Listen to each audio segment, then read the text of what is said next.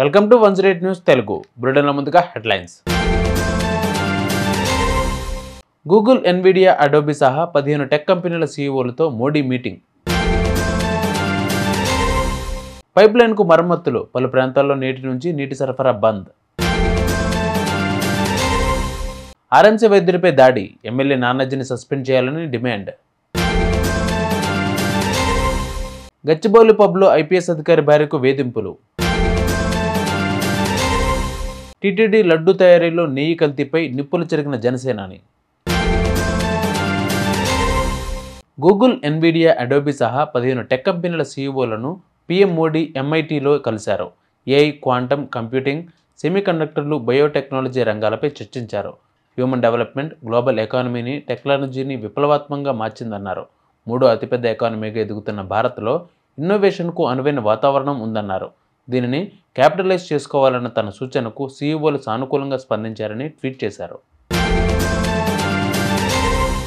Krishna phase 3 main పైప్లైన్కు మరమ్మతుల నేపథ్యంలో పలు ప్రాంతాల్లో సోమవారం నుంచి నీటి సరఫరా నిలిపివేస్తున్నట్లు metropolitan water supply and sewerage board ప్రకటించింది. దీనితో Hakimpet, Golconda, Tolichowki, Langar house, Shaikpet, Jubilee Hills, Film Nagar, Madhapur, Tatikhana, Kondapur, Doyens colony, Gachibowli తదితర ప్రాంతాల్లో ఈరోజు మంచినీటి సరఫరా ఉండదని స్పష్టం చేశారు. కాకినాడ రూరల్ ఎమ్మెల్యే పంతం నానాజీ పట్ల వైద్యులు ఇంకా గుర్రుగానే ఉన్నారు. కాకినాడ ఆర్ఎంసీ వైద్యుడిపై దాడి చేసిన ఆయన్ను జనసేన పార్టీ నుంచి సస్పెండ్ చేయాలని రాష్ట్ర ప్రభుత్వ వైద్యుల సంఘం డిమాండ్ చేసింది. ఎమ్మెల్యే, ఆయన అనుచరులపై క్రిమినల్ కేసులు నమోదు చేయాలని కోరింది. ఇవాళ నల్ల బ్యాడ్జీలు ధరించి నిరసన చేస్తూ ఉండగా రేపు ఇతర సంఘాల మద్దతుతో కాకినాడ ఎస్పీకి ఫిర్యాదు చేయనుంది. ఈ ఘటనపై ఎమ్మెల్యే ఇప్పటికే క్షమాపణలు చెప్పారు. గచ్చిబౌలిలోని ఓ పబ్లో ఐపీఎస్ అధికారి భార్యకు వేధింపులకు గురైన ఘటన చోటు చేసుకుంది. దీనితో గచ్చిబౌలి పిఎస్లో ఆ పబ్ యాజమాన్యంపై ఐపీఎస్ అధికారి భార్య ఫిర్యాదు చేశారు.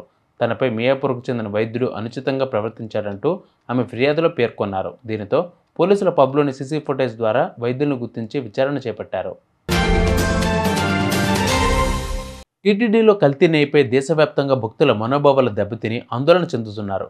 మేము మాట్లాడుతుంటే రాజకీయం చేస్తున్నామని వైసీపీ నాయకులు అంటున్నారు. మేము ఒకటే అడుగుతున్నాం, తిరుమలలో జరిగినట్లు ఒక చర్చికో మసీదుకో అపచారం జరిగితే మీరు ఊరుకుంటారా జగన్ అని ఉప ముఖ్యమంత్రి పవన్ కళ్యాణ్ నిలదీశారు. తిరుమలలో అపచారం జరిగింది కాబట్టే మేము మాట్లాడుతున్నాం.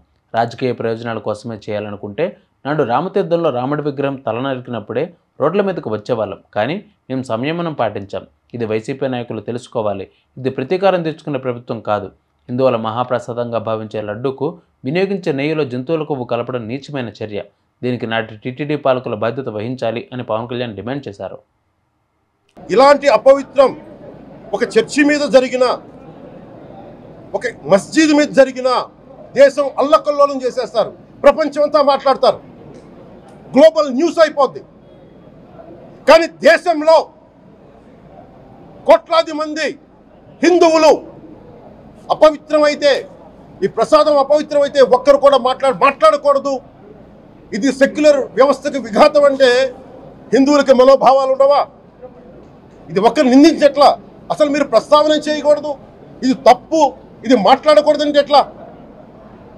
ఇదే వేరే మతానికి మీరు అన్వయిస్తారా? నేను అన్ని మతాలని సమానంగా గౌరవించేవాడిని, ఇస్లాంని గౌరవించేవాడిని, క్రిస్టియానిటీని గౌరవించేవాళ్ళం. మేమందరం సనాతన ధర్మం అని మొత్తుకుంటున్నాం. దేనికి సనాతన ధర్మం అంటే?